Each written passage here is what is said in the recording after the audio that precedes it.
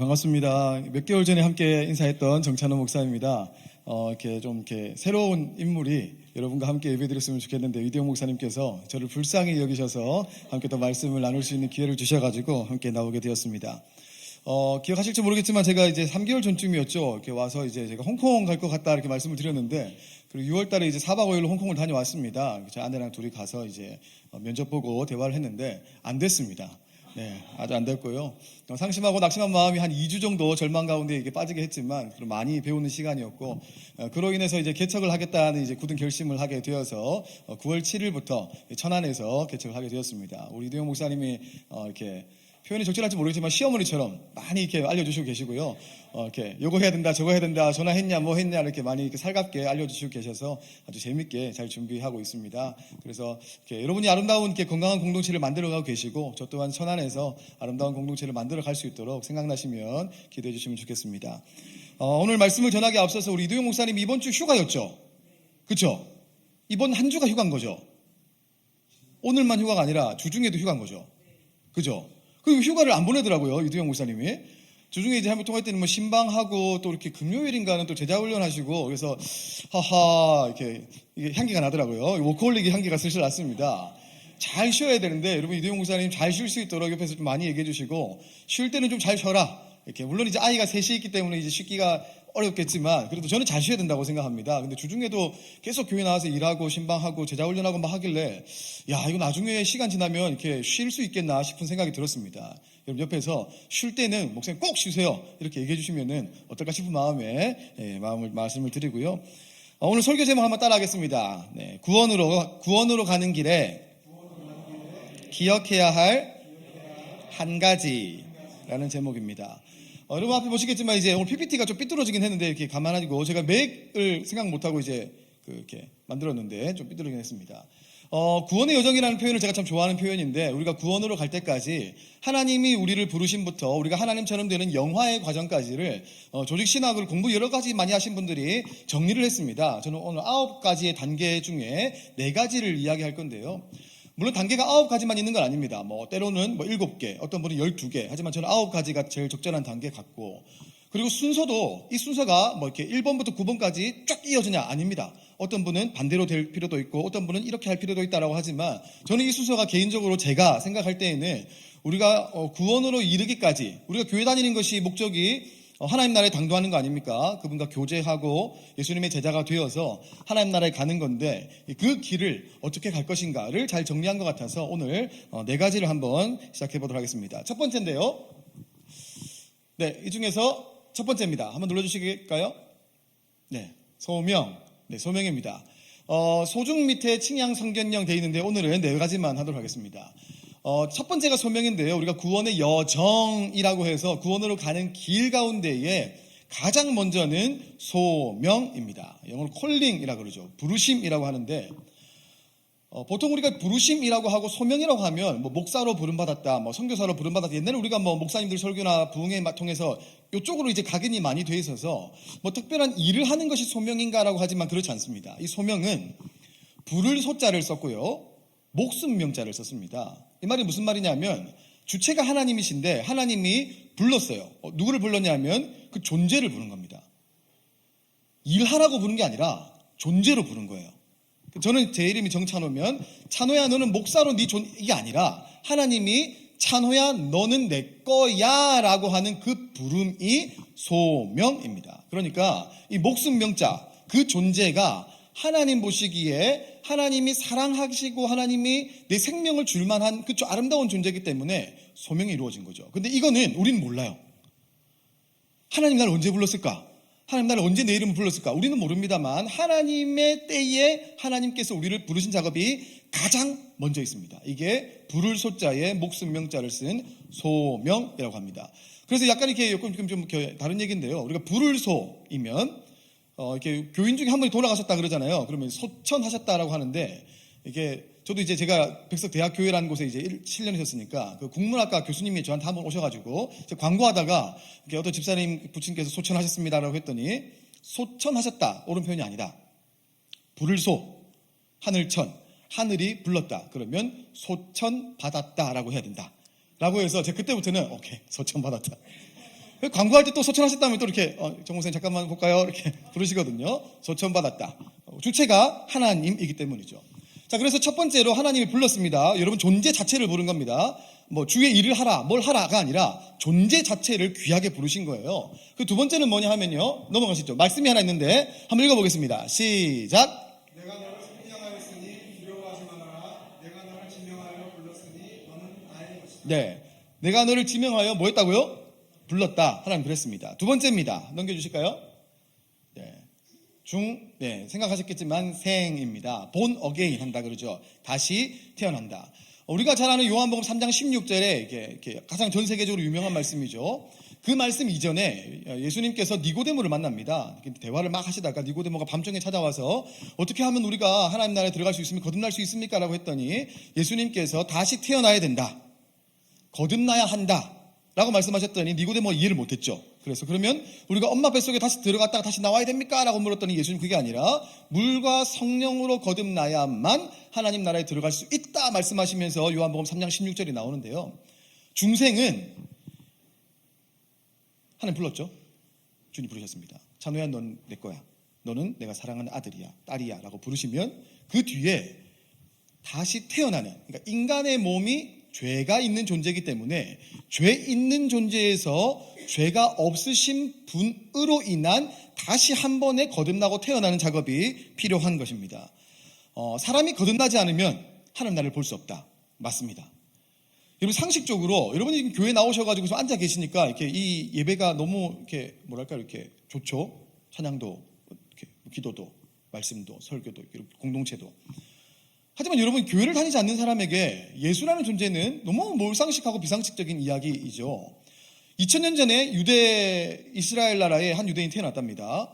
마국간에서 이렇게 태어났다 그러고 뭐 이렇게 처녀의 몸으로 태어났다고 해요. 그가 하나님의 아들로 왔답니다.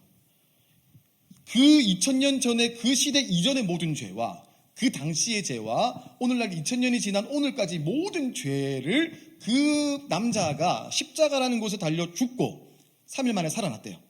부활해서 승천했답니다. 나중에 다시 온대요. 그 사실을 믿는 사람은 하나님 나라에 들어갈 수 있고 영원한 생명을 얻는다. 여러분 상식적으로 여러분 앉아있으니까 이게 믿음이 생기고 아멘이 되고 은혜가 되는 것이지, 여러분 믿지 않는 친척들, 친구들 얘기 미쳤다고 그러죠. 정신이 거듭난다는 것은 여러분 우리의 노력과 의지로 되는 것이 결코 아닙니다. 하나님 먼저 불러야죠. 이거는 우리 영역이 아니죠. 절대 우리 영역이 아닙니다. 아까 이게 친양 성경령이라고 해서 마지막에 이제 그 마지막 단계에 보면 성화가 이제 나오는데, 성화는 저는 우리의 노력과 의지가 굉장히 중요하다고 생각합니다. 하지만 이 앞에 이루어지는 이 소명과 중생은 우리의 영역이 아니죠. 거듭난다는 것, 다시 태어난다는 것은 오로지 하나님 영역입니다. 한번 넘겨주실까요? 자, 한번 읽어보시겠습니다. 시작. 성경을 읽지 않고서는 아무도 예수님이시라고 말할 수 없습니다. 네, 우리가 아는 것처럼 성부 하나님, 성자 예수님, 성령 하나님이 계시죠. 이 삼위 하나님은 우리가 사도신경이라는 거, 이제 우리 숲속교회는 주기도문을 외우지만 일반 교회들은 사도신경을 외우지 않습니까? 사도신경을 하면은 우리는 사도신경을 하지만 성공회라고 하는 종교는 이제 니케아 신경이라는 걸 고백합니다. 니케아 신경에 뭐라고 되어 있냐면 성자는 성부로부터 나왔고 성령은 성자로부터 나왔다, 이렇게 되어 있습니다. 근데 이게 죄가 있는 우리에게는 그러면은 성자가 성령 밑에고 성령이 성자 밑인가? 뭐 이렇게 어떤 계급 구조 전혀 그렇지 않죠. 삼위 하나님은 태초에 하나님이 천지를 창조하실 때부터 함께 계셨던 분입니다.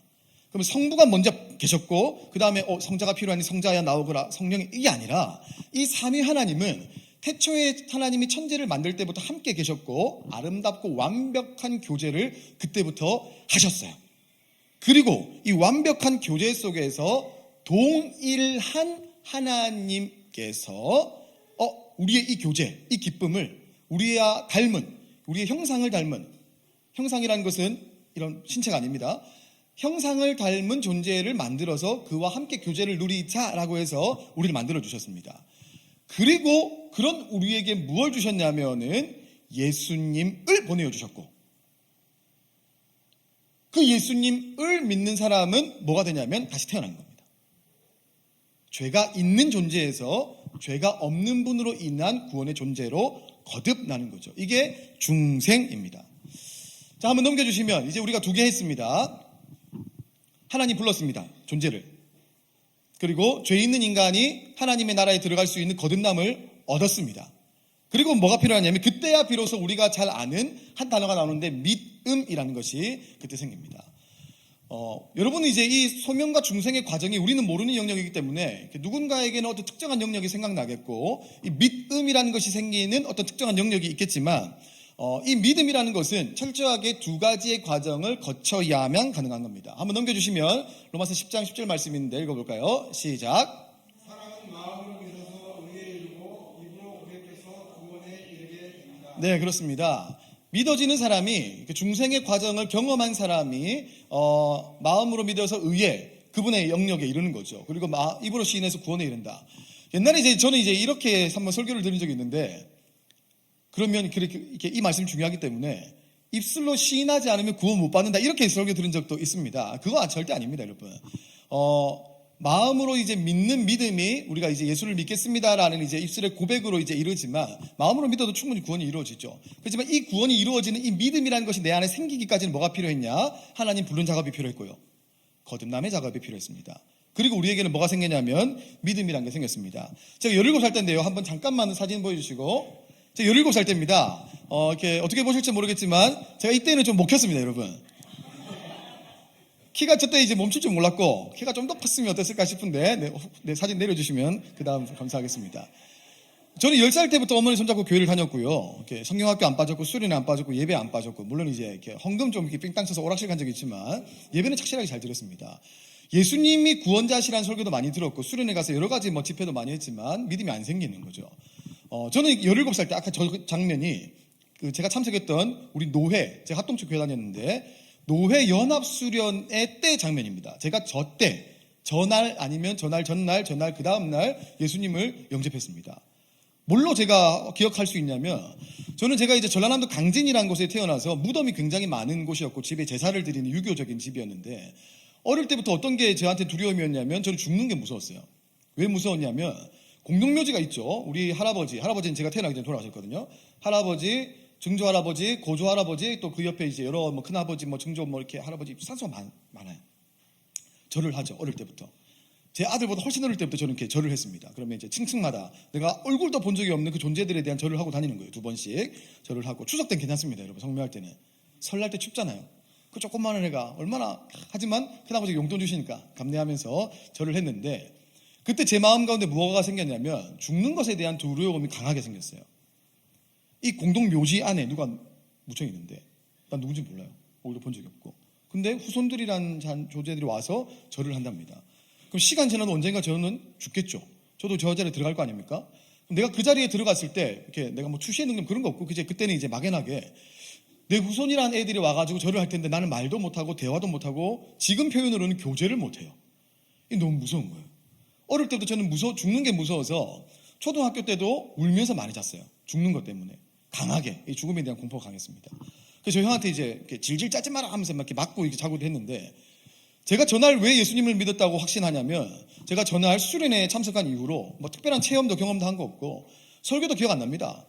그냥 설교 끝나고 기도하다가 눈물 한 방울이 뚝 떨어졌어요. 그 한 방울은 기억나요. 그리고 그날부터 제가 죽음에 대한 공포가 완전히 사라졌습니다.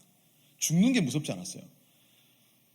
10살 때부터 17살 때까지 제가 7년을 들었죠. 예수님 믿으면 천국 간단다. 예수님 믿으면 하나님 나라에 들어간단다라는 것을 많이 들었지만 믿음이 안 생기죠. 왜냐하면 하나님이 날 부르심이 그때 없었고 존재에 대한 거듭난 게 없었죠. 예수님으로 인한 다시 태어나는 그 본어게인 하는 시간이 나에게 필요한데 그래야만 내가 그분의 십자가 대속으로 내 죄가 씻어진다는 것에 대한 믿음이란 게 발현이 되는데 그 전까지는 그게 없었어요. 노력으로 되는 게 아니니까. 근데 그때 하나님 때였겠죠. 그때 저한테 거듭남의 과정을 하나님께서 성령이 아니고서는 누구든지 예수를 주의라고 신할 수 없다 그랬죠. 성령으로 제 내적인 과정을 하나님이 겪게 해주셨고 제가 그때 여름 수련회 때 강사가 특별했냐? 아니요. 기도회가 특별했냐? 아닙니다. 그냥 예쁜 누나들 친구들 어울리려고 간 수련회였는데 그날 저녁에 예수님을 제가 마음속의 구주로 영접을 했습니다. 그리고 죽음에 대한 공포가 지금까지 생기지 않아요. 왜냐하면 하나님 나라에 갈 것이라는 소망과 믿음이 제 안에 있기 때문입니다. 우리 한번 넘겨주시면 아까 그 말씀인데요. 한번 더 읽어보겠습니다. 시작.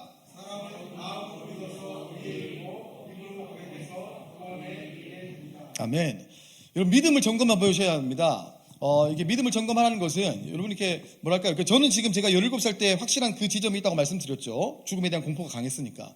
하지만 모태신앙으로 꾸준히 자라오신 분들은 가랑비에 어쩌듯이 믿음이 생겨날 수도 있습니다만 내 안에 믿음이란 것은 무엇인가라는 어떤 고민과 생각은 해볼 필요가 있다라고 생각합니다.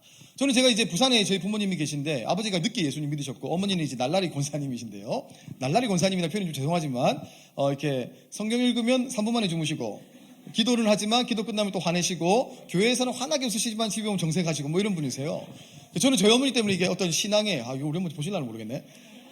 어떤 신앙에 이게 신앙이 이런 거면 내가 신앙을 가질 필요가 있는가라는 생각도 많이 했습니다.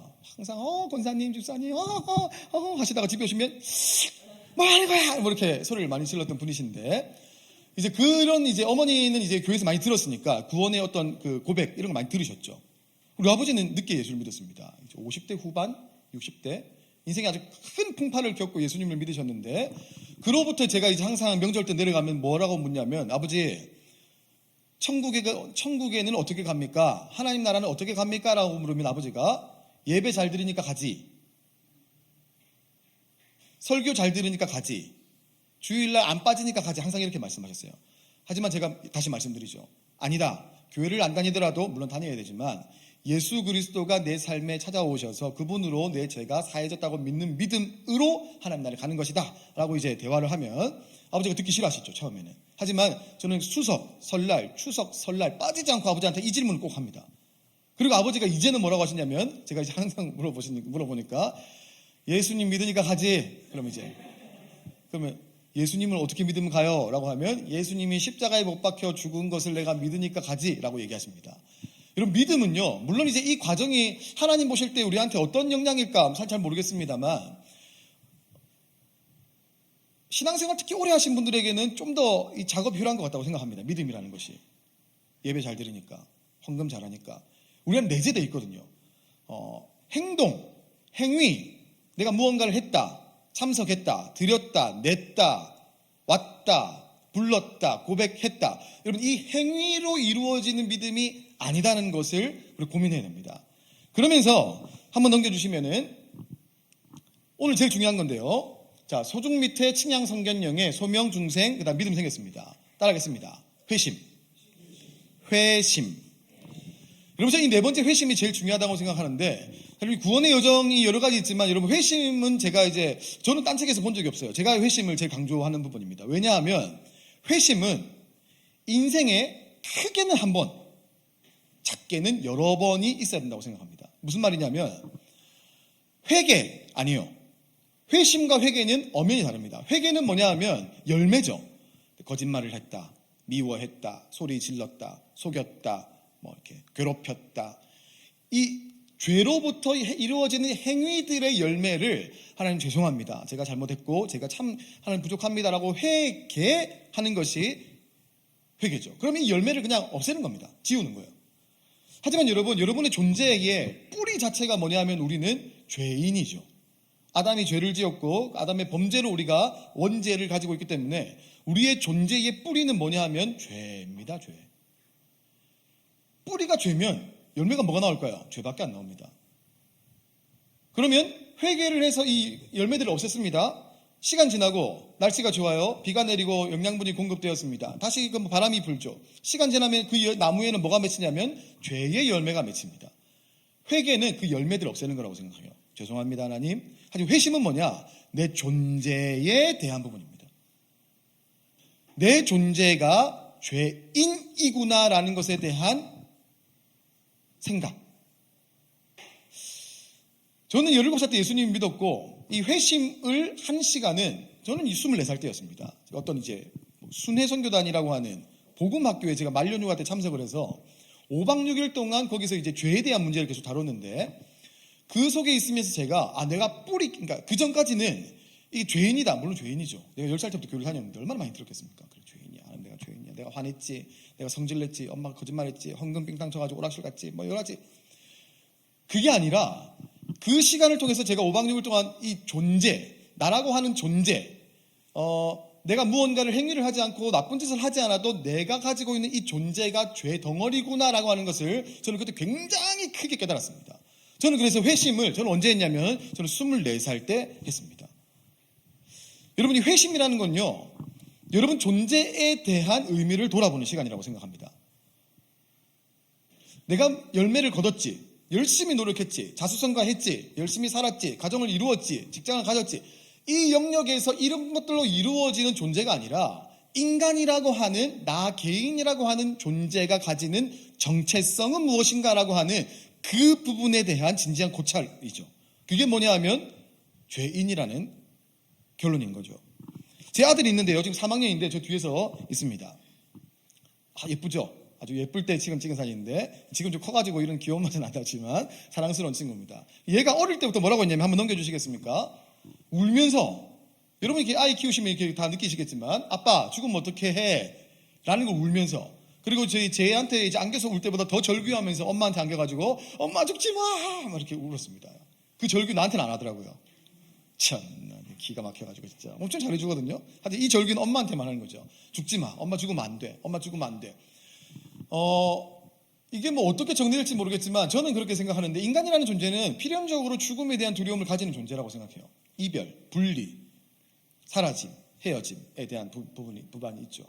우리 아이도 누가 죽음을 가르쳐 준 것도 아닙니다. 이렇게 뭐 죽음이 무슨 뭐 사고를, 아니요, 그런 거 아니고 그냥 본능적으로 엄마와 헤어지는 것에 대한, 엄마 아빠와 헤어지는 것에 대한 불안과 어떤 이렇게 두려움이 있는 거죠. 그 죽음을 가지고 있는 겁니다. 죽음에 대한 공포를 가지고 있는 겁니다.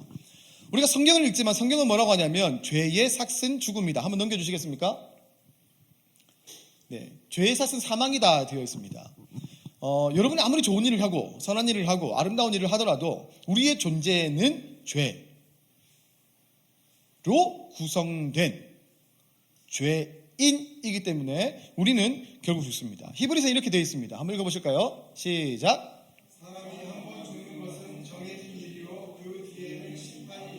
네, 한 번만 더 읽어보겠습니다. 사람이 한 번 죽는 것은 정해진 일이요 그 뒤에는 심판이 있습니다. 맞습니다. 누구나 한 번 죽습니다. 누구나 한 번은 이별을 하게 됩니다. 세상으로부터, 사람으로부터, 사랑하는 가족들로부터. 근데 여러분, 이것이 역사상 이것을 극복하기 위해서 수많은 사람들이 노력을 했고, 지금도 열심히 노력하고 있습니다만 불가능하죠. 인간은 누구나 죽습니다. 로마서 5장은 이렇게 되어 있는데요. 한번 넘겨주시면 이것도 한번 읽어보겠습니다. 시작. 한 사람으로 말미암아 죄가 세상에 들어왔고 또 그 죄로 말미암아 죽음이 들어온 것과 같이 모든 사람이 죄를 지었기 때문에 죽음이 모든 사람에게 이르게 되었습니다. 네, 우리는 이것을 믿죠. 한 사람 아담으로부터 죄가 세상에 들어왔습니다. 그리고 그 죄로 인해서 죽음. 그러니까 아담이 처음에 죄를 짓기 전에, 선악과를 이제 먹기 전에는, 불순종하기 전에는 죽음이 없었죠. 우리는 영원히 그분과 함께 영원한 나라에서 사는 겁니다. 그럼 아담이 죄를 안 지었으면 우리가 안 태어나지 않았겠습니까? 아니요. 하나님의 계획에는 우리가 있기 때문에 에덴 동산에, 물론 에덴 동산 아닐지라도 하나님의 다스림 속에 우리가 있는 존재였는데, 아담이 죄를 지으면서 무엇이 이루어졌냐면 인간에게는 죽음이라는 것이 들어왔습니다. 모든 사람에게. 남녀노소, 동서고금 차별이 없죠. 우리 모두에게 들어왔습니다. 한번 넘겨주시면, 제가 회심이라고 했는데 이 회심은요, 말씀드렸지만 회개 아닙니다. 회심은 자각하는 거예요. 이 자각은 뭐냐 하면 스스로 깨닫고 깨우치고 생각하는 겁니다. 여러분, 다시 한번 말씀드리지만 우리의 개념에서, 저도 이제 10살 때부터 신앙생활을 하면서 지금 이제 한 34년 정도 됐네요. 어릴 때부터 회개에 대한 가르침을 많이 받았기 때문에 행위에 대한 본능적인 어떤 그 신앙의 습관이 남아있어요. 예배 드려야 되죠. 기도함으로 무언가를.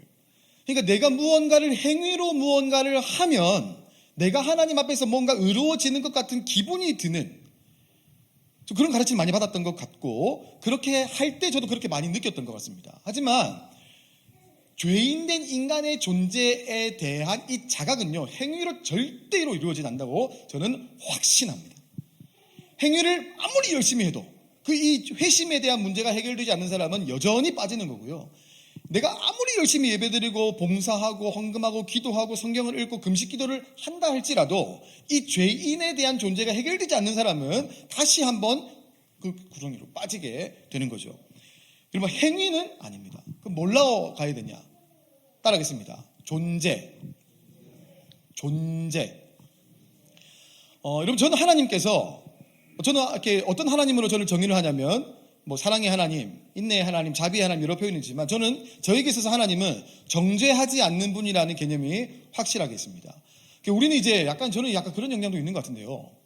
이렇게 우리 기독교가 조금 이렇게 무겁죠. 무겁다는 표현은 이렇게 안 좋다는 게 아니라 좀 무겁습니다. 무겁고, 그리고 하나님이 좀 무서워요. 저는 이 유교 사회에서 어떤 일어나는 우리의 어떤 이렇게 부모님을 향한 이렇게 투영된 게 아닌가라는 생각을 좀 하고, 얼마 전에 제가 지인들이랑 얘기했는데, 저는 어렸을 때 그런 게 있었거든요. 이렇게 아버지가 친척 문화인데, 아버지가 이제 방에 누워 계세요. 옛날에 그 좁은 방에 이제 아버지가 누워 계시면, 아버지 누워 계신 머리 위로 지나가면 안 됩니다. 제가 공감하시네요? 감사합니다. 누워 가면 안 돼요. 그리고 아버지 누워 계시면 아버지 위로도 넘어가면 안 돼요. 공감을 하시는군요. 감사합니다. 아닌 분들도 있다 그래가지고, 그러면 아버지가 좀 센스 있게 머리를 저 위로 붙이시고 다리를 비워주셔야지. 다리를 밑에 붙여. 그럼 머리 위로도 지나가면 안 돼, 여기로 지나가면 안 돼. 어디로 가란 말이에요? 그럼 이제 어머니 안 볼 때, 아버지 이제 주무시니까 이렇게 코에 이렇게 한번 이렇게 될 때, 깊이 주무시는구나, 엄마 안 보는구나 하면 슬쩍 넘어가면 뭐가 생기냐면 죄책감이라는 게 생겨요, 여러분. 마음속에 내가 아버지의 이걸 넘었다. 하하하. 그러면 지금 시대는 어떻습니까? 제 아들이 제가 누웠을 때 내가 우리 아빠에 넘어가면 안 돼. 그럴까? 아니요. 덥죠. 우리 아들은. 제가 어렸을 때까지는 물론 이제 우리 어른 세대들은 더 그러셨겠지만, 이 아버지에 대한, 이렇게 부모에 대한 어떤 공경이 강했기 때문에 이게 두려움으로 다가왔어요.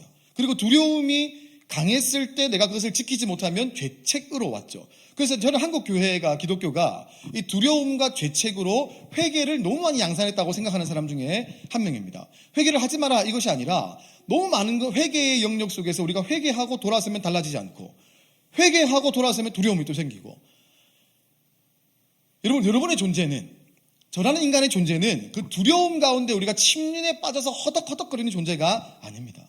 하나님 우리에게 뭘 주셨냐면 예수를 주셨고, 예수로 인해서 복음이 들어왔죠. 그 복음으로 우리가 가장 깊이 강력하게 누려야 될 것은, 저는 이렇게 생각하는데, 자유함입니다. 여러분. 자유라는 것은요, 억압 속에, 두려움 속에 행하는 것이 자유가 아닙니다. 자유는 기쁨 가운데 행하는 겁니다. 물론 그 기쁨 가운데 자유를 행하다 보면 방종할 수 있겠죠. 넘어질 수 있겠죠. 하지만 그때에도 그 자유함 속에서 아버지께 마음껏 나아가고 만끽하고 기쁨을 누리는 겁니다. 왜냐하면 죄인이기 때문이에요.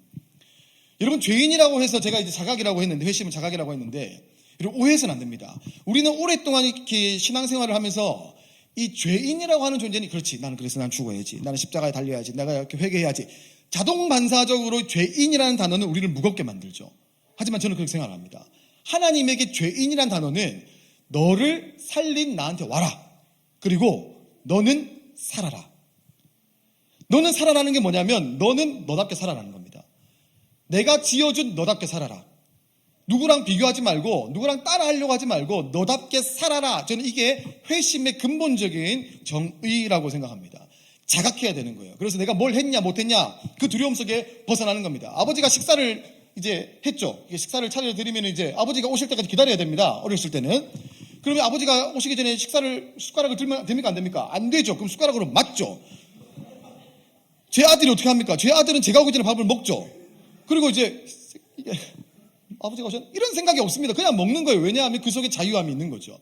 하나님이 우리 가운데 주신 것은 율법을 주셨죠. 그 율법을 지키지 못했을 때 너희 회개해, 잘못했어, 이게 아니라, 율법 속에서 하나님이 율법을 지키지 못하는 인간에게 율법을 주시면서 인간의 사회가 아름답고 질서 있게 만들어갈 수 있도록 하나님이 제시해 주셨고, 율법의 완성을 누가 주셨습니까? 예수께서 주셨죠. 예수님이 십자가에 돌아가심으로 율법의 마침표를 찍어주시면서 우리 가운데 뭘 주셨냐 하면은 자유함을 주셨습니다. 해방을 주셨어요. 그동안에는 회개해, 잘못했지, 죄인이야. 이 회심이라는 것은, 내 존재가 죄인이라는 것을 깨닫는 사람은 내 존재를 변화시켜 주신 그분 앞에 나아갈 수 있도록, 그래서 그분 앞에서 나답게 살 수 있도록 하나님께서 열어주신 아름다운 길이라고 저는 생각합니다. 여러분, 그래서 여러분에게 묻고 싶은 것은요, 여러분 회심하셨습니까?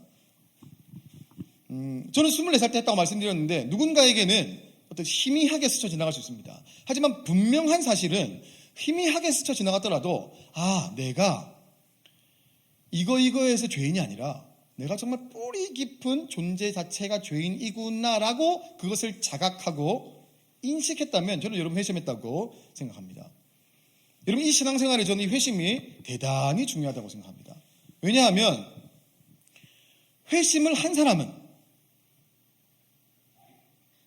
존중을 하는데요. 누굴 존중하냐면 하나님 존중합니다. 하나님답게 여기죠. 아버지를 아버지답게 여깁니다. 그분을 두려움 속에서 경배하지 않고 자유함과 기쁨 속에서 그분을 높이고 송축하고 아름답게 여깁니다.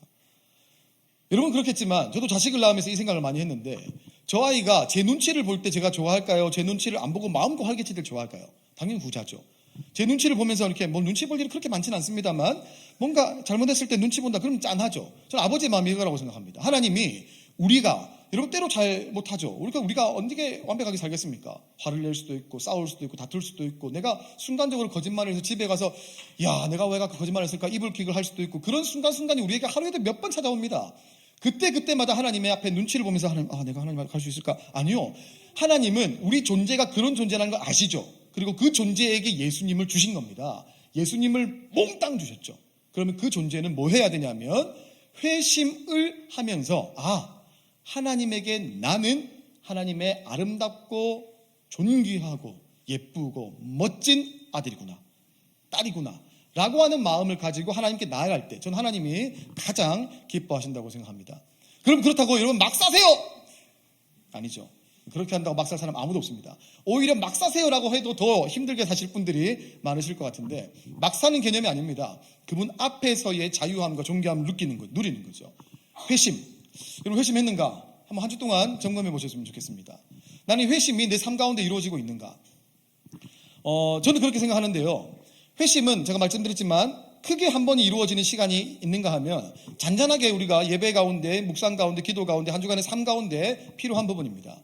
회심한 사람은 존중하죠. 하나님을 존중한다 그랬습니다. 두 번째 누굴 존중하냐면 나를 존중합니다. 왜냐하면 내가 예수께서 온 모든 것을 건대해 주시고 산 존재잖아요. 그럼 누굴 존중하냐면 나를 존중하죠. 나라는 사람을 귀하게 여깁니다. 왜냐하면 나는 예수님이 십자가 주고 산 사람이기 때문이죠. 여러분 자신을 향해서 더 관대해 주십시오. 여러분 생각보다 훨씬 멋있는 분들이십니다. 여러분 생각보다 훨씬 나이스하고요 괜찮은 분들입니다. 아니요 목사님 저는 안 그렇고요. 여러분 목사님 제가 집에서 하는 것을 보셔야죠. 물론 보면 안 될 수 있겠죠 여러분. 네 압니다. 여러분 저도 이대용 목사님도 집에 가면 괜찮은 남편이겠습니까? 아니요. 누구나 괜찮은 남편이 세상에 어디 있겠습니까? 하지만 하나님 앞에서 나는 존귀한 사람이라는 거죠. 여러분 존중하십시오. 스스로를 멋지게 생각해 주십시오. 나를 향해서 멋지게 칭찬해 주시고 하나님의 자녀다운 멋진 삶을 자신에게 부여하십시오. 세 번째는요. 사람을 존중합니다. 저는 개인적으로 회심한 사람인가 아닌가 그가 정말로 하나님 앞에서 엎드리는가 아닌가를 알 수 있는 바로미터가 있다면 가까운 사람, 나이 어린 사람, 직급이 낮은 사람을 그 사람이 어떻게 대하는가를 보면 저는 이 사람이 하나님 앞에서 하나님을 경외하는 사람이구나라는 생각을 합니다. 마트에 갔을 때, 식당에 갔을 때, 직장에 갔을 때 나이 어린 사람을 그리고 나보다 직급이 낮은 사람들을 존중히 여기는가 아닌가 함부로 여기는가 아닌가 저는 회심의 기준 중에 하나일 수 있다 생각합니다. 왜냐하면 하나님 형상으로 지음받은 그를 존중하는가 안 하는가가 그 마음속에 있는가 없는가를 볼 수 있기 때문이죠. 여러분 다시 한번 정리하자면 이제 마무리할 때가 되었는데요. 회심은 그 뒤에는 뭐가 있습니다. 이렇게 칭양 성견성이 있으면 칭의, 양자, 성화, 칭양, 선견, 견인, 영화 이렇게 이러거든요. 크게 안 중요하다고 얘기할 수는 없지만 제 개인적으로는 이제 이렇게 회심이 더 중요하니까. 회심은 자각입니다. 이 자각은 하나님이 주실 수 있지만 저는 여러분의 노력과 의지가 필요하다고 생각합니다. 뭐냐면 생각하는 거예요. 내 존재에 대한 묵상을 하는 겁니다. 내 존재가 죄인이다. 다시 말씀드리지만 죄인이라고 억눌려 있는 것인가요? 아니요. 죄인이기 때문에 나를 건져주신 그분을 향해서 자유함으로 나아갈 수 있는 겁니다. 멋지게 나아갈 수 있는 거죠. 아주 힘있게 나아갈 수가 있는 겁니다. 나는 죄인이지만 그래서 나는 죄밖에 양산할 것이 없지만 성령으로 내가 예수를 주로 시인했고 성령께서 내 삶 가운데 함께 하시기 때문에 나는 그분 앞에 자유함으로 기쁨으로 나아갈 수가 있는 거죠. 오늘 본문 말씀이 이렇게 되어 있는데요. 네, 한번 읽어보겠습니다. 시작. 그러므로 사랑하는 여러분, 여러분이 언제나 순종한 것처럼 내가 함께 있을 때뿐만 아니라 지금과 같이 내가 없을 때에도 더욱더 순종하여서 두렵고 떨리는 마음으로 자기의 구원을 이루어 나가십시오. 네, 빌립보서 2장인데요. 우리가 잘 아는 빌립보서 2장 5절의 말씀이 있죠. 너희 안에 이 마음을 품으라. 곧 그리스도 예수의 마음이니 그는 근본 하나님의 본체. 아까 말씀드렸지만 하나님하고 뭐 이렇게 급이 있어서 상하관계가 아닙니다. 하나님의 본체이십니다. 하나님의 본체시나 하나님과 동등됨을 취할 것으로 여기지 아니하셨죠. 오히려 자기를 비워 종의 형체를 가졌고 사람들과 같이 되사 사람의 모양으로 우리 하나님이 나타나셨습니다. 그리고 죽기까지 복종하셔서 십자가에 달려 돌아가셨습니다. 그리고 2장 9절에 이렇게 되는데요. 이러므로 하나님이 그를 지극히 높였습니다. 모든 이름 위에 뛰어난 이름을 주사 하늘에 있는 자들과 아마 이렇게 영에 있는 존재들이겠죠. 땅에 있는 자들과 우리죠. 땅 속에 있는 자들, 이미 죽은 자들이죠. 그들 모들로 무릎을 예수의 이름에 꿇게 하셔서 모든 입으로 예수 그리스도를 주라 시인하게 하셨으니 하나님 아버지께 영광을 돌리게 하셨다. 이렇게 되어 있습니다. 이 말씀이 이루어지고 오늘 말씀이죠. 접속사가 나옵니다. 그러므로 종의 형체를 가져서 이 땅에 오신 예수를 바라봐라. 그분이 이러이러 사셨다. 그래서 하나님이 그를 이렇게 높이셨다. 그러므로 사랑하는 여러분, 빌립보 교회 바울이 이야기하는 겁니다. 더욱 순종하여서 뭐라고 되어 있냐면 따라합니다. 두렵고 떨리는 마음으로 구원을 이루어 가십시오. 저는 여기서 좋은 표현이 구원을 이루어 가는데 자기의 구원을 이루어 가랍니다. 지금 바울이 빌립보 교인들에게 다른 사람 구원 신경 쓰지 말고 당신 구원 이루어 가라 이렇게 얘기하는 겁니다. 이 구원 이루어 가십시오. 현재형으로 쓰여진 표현인데요. 구원을 이루어 가되 어떻게 이루어 가냐면 두렵고 떨리는 마음입니다.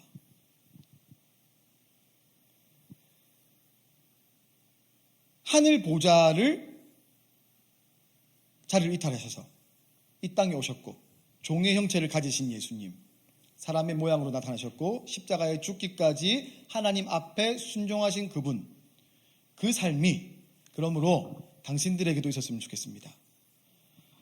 우리의 존재는 비록 죄인이지만, 우리의 존재는 비록 죄 덩어리이지만 여러분이 그 예수님처럼 나아간다면, 그리고 그 두렵고 떨리는 마음으로 구원을 이루어 간다면 여러분은 하나님 앞에서 존귀한 사람으로 세워질 것입니다. 라는 이 말씀입니다. 반주 좀 해주시겠습니까? 여러분 다시 한번 말씀드리지만 오해가 없었으면 좋겠습니다. 죄인이라는 존재가 여러분의 정체성이라고 해서 침울하게 사십시오. 아닙니다. 낙심하고 절망하고 어둡게 사십시오. 아니요. 오히려 정반대입니다. 여러분 존재답게 사십시오. 제가 최근에 읽은 어떤 한 책에서 이런 예수님의 비유를 멋지게 해석한 걸 봤는데요. 정말 그랬습니다. 잃어버린 양 비유가 있죠. 신약 성경에 드라크마 이렇게 갖고 이렇게 이런 양이 나오는데 100마리의 양 중에서 한 마리가 길을 잃었습니다. 99마리를 냅두시죠. 예수님이 한 마리 양을 찾으러 떠나십니다. 저는 어릴 때부터 성경 읽으면서 어떤 생각했냐면 내가 죄인이구나 제가 얼마 전에 생각했는데요. 야 그러면 99마리 어떡해? 아니 99마리 이렇게 돌보고, 그래서 제가 이제 어떤 책도 많이 보고 설교도 많이 들었는데 이 99마리를 뭐 돌보는 울타리가 있었다, 뭐 또 돌보는 뭐가 있었다 이런 얘기를 많이 들었는데, 제가 읽었던 이효령 박사님 책에서 제가 얼마 전에 읽었는데 기가 막힌 표현이었는데요. 99마리의 관점에서 생각해보자. 99마리가 한 마리 양을 잃어서 찾아간 내 목자가 모든 걸 다 바쳐가지고 찾아갔다면 99마리는 무슨 생각했을까? 99마리는 나도 길을 잃으면 내 목자가 저렇게 찾아주겠구나. 저는 정말 무릎을 쳤습니다. 여러분, 우리 예수는 그런 분이라는 거죠. 우리가 길을 잃어 죄인으로 살아가다 보면 길을 잃고 좌지우지 이렇게 좌고우면하고 힘들고 어렵고, 그때에도 예수님은 내 모든 걸 다해서 그 잃은 양을 찾아서 건져주실 수 있는 분이라는 겁니다. 여러분 죄인이라는 건요, 여러분 자체가 존재가 죄인이기 때문에 침울 아니라고, 그 죄인을 살려주신 예수께로 나아가서 기쁨을 얻고 자유를 얻고 희망을 얻는 겁니다. 여러분 한 주 동안 하나님 내 존재가 어떤 존재입니까? 한번 생각나게 해주시고 발견하게 해주십시오. 기도했으면 좋겠습니다. 그리고 하나님 그 속에서 내가 구원을 두렵고 떨리는 마음으로 이루어갈 수 있도록 견지하며 살아갈 수 있도록 하나님 나와 함께 해주십시오. 잠깐 묵상하며 한번 기도하며 나가겠습니다. 기도하겠습니다. 하나님 아버지, 그렇습니다. 내 존재가 죄인이라는 것이 우리 마음 가운데 깊이 있게 스며들고 다가왔으면 좋겠습니다. 하나님, 나의 자체로는 내가 무언가를 할 수 있는 존재가 아님을 고백합니다. 그러나 나를 살리신 그리스도께서 함께 하시며 하나님 그분으로 인해 내가 살아간다는 것을 기억하게 하여 주시고 하나님 정말로 하나님 주시는 마음을 간직하며 살아갈 수 있도록 도와주시옵소서. 성령께서 이 한 주를 살아가며 우리 모두에게 하나님 그 마음 더하여 주시옵소서. 그럼 한 번 더 기도하실 때, 하나님, 내가 한 주를 살아갈 때 죄인인 나를 건져주신 예수 그리스도께로 나아가는 삶을 살아갈 수 있도록 도와주십시오. 기도하겠습니다. 좌절하더라도 절망하더라도 침륜에 빠지지 않고 그 속에서 내 손을 잡아 일으키시는 그 주님, 나를 향해서 모든 것을 내어주신 주님, 그분 바라보면서 하나님께 당당하게 나아가겠습니다. 하나님, 나를 더 존귀하게 여기게 하여 주시옵소서. 나를 더욱더 하나님 귀하게 여길 수 있도록 도와주시고, 사단이 나를 정죄하더라도 정죄하지 않으시는 그 하나님 앞에서 그 하나님 붙잡고 씩씩하게 용감하게 힘있게 한 주를 살아갈 수 있는 힘과 용기와 지혜를 나에게 허락하여 주시옵소서. 우리 함께 기도하며 나아갑니다. 하나님 아버지, 그렇습니다. 하나님, 세상은 우리를 주눅들게 하고 자꾸 우리의 휴대폰은, 미디어는 우리의 시선을 다른 곳으로 옮기게 하지만, 아니요, 하나님, 자기의 구원을 이루어가는 것입니다. 내 구원을 내가 이루어가는 것입니다. 하나님, 내가 누군가와 비교하여서, 무언가와 비교하여서 침륜에 빠지지 않게 하여 주시옵소서. 내 실수가 있겠고 내 잘못이 있겠고 나의 무너짐이 있을 수 있지만, 하나님 그 속에서도 다시 한번 일어날 수 있는 힘을 주시옵소서. 용기를 주시옵소서. 지혜를 주시옵소서. 하나님을 존귀하게 여기게 해주시고, 나 스스로를 존귀하게 여기게 해주시고, 내 주변에 있는 사람들을 존귀하게 여기게 하셔서 하나님 한 주를 살아갈 때에 우리 주님과 함께 아름답고 멋진 삶을 살아갈 수 있도록, 그리고 하나님, 내 구원을 내가 이루어가는 두렵고 떨리는 마음으로 이루어갈 수 있는 우리 숲속교회 모든 형제자매들 될 수 있도록 우리 하나님께서 함께하여 주시옵소서. 하나님, 그 마음이 오늘도 화요일에도 목요일에도 토요일에도 이루어져서 우리 다음 주일에 다시 만날 때까지 하나님, 내가 얼마나 하나님 앞에서 아름답고 존귀한 존재인지를 기억하며 내 우물 한 걸음씩 살아갈 수 있는 우리 모두가 되어줄 수 있도록 우리 하나님 도와주시옵소서. 살아계신 하나님 아버지, 존재입니다. 내가 죄인이라는 존재가 내 존재이고요, 그 죄인에서 의인으로 변화되었다는 존재가 하나님 내 존재입니다. 하나님, 나를 건져주신 예수를 바라보면서 침륜에 빠지지 않게 하여 주시고, 내가 얼마나 하나님 앞에 아름다운 존재인지, 내 깊은 존재가 죄인인데 그 존재를 살려주신 그분으로 인해서 내가 얼마나 아름다워지고 존귀한 존재가 되었는지 한 주 동안 고민하고 묵상할 수 있도록 하나님 도와주시옵소서. 하나님, 우리 신앙이, 내 신앙이 하나님 앞에서 많이 뒤틀려 있고 그을려져 있습니다. 하나님, 두려운 분이라는 것에 대한 인식이 너무 강하게 깔려 있고, 하나님을 생각하면 내가 죄를 지어서 벌을 받을까봐, 하나님으로 인해서 내가 무언가 하나님 나를 치실까봐, 때릴까봐, 하나님 그런 분이 아니심에도 불구하고 내 마음속에 하나님 그런 분으로 남아있는 내 마음의 어두운 부분들이 많이 남아있음을 고백합니다. 하나님, 우리 수석교회 형제자매들을 주님께서 어루만져 주시고, 깊은 순간에, 정말 중요한 순간에 하나님이 내가 너를 얼마나 사랑하는지 아느냐 말씀하여 주셔서 하나님 앞에서 내가 얼마나 존귀한 존재인지를 확인하는 작업들이 오늘도, 화요일도 목요일에도 이루어질 수 있도록 함께하여 주시옵소서. 한 주간을 살아갑니다. 가정에 돌아가면 배우자와 자녀들과 부모님과 대화할 것이고, 또 학교에서, 직장에서 그 사람들을 만날 것입니다. 그들과 함께 있을 때에 하나님, 우리가 넘어질지라도 다시 한번 일어서게 하여 주시고, 여기저기 보면 나를 비교하며 나를 낮추지 않게 하여 주시고, 하나님 앞에서 우뚝 서는 삶을 이 한 주간도 멋지게, 당당하게, 씩씩하게 살아갈 수 있도록 하나님 인도하여 주시옵소서. 우리 주 예수 그리스도의 은혜와 하나님의 사랑과 우리를 인도하신 성령님의 교통하심이, 구원으로 가는 길에 기억해야 할 한 가지 회심, 이 회심을 기억하며 죄인에서 의인으로 변화된 존재임을 다짐하며 씩씩하게 하루하루를 살아가기로 결정하고 다짐하는 사랑하는 모든 숲속교회 형제자매들 위해 지금부터 영원토록 함께 있을지어다. 아멘.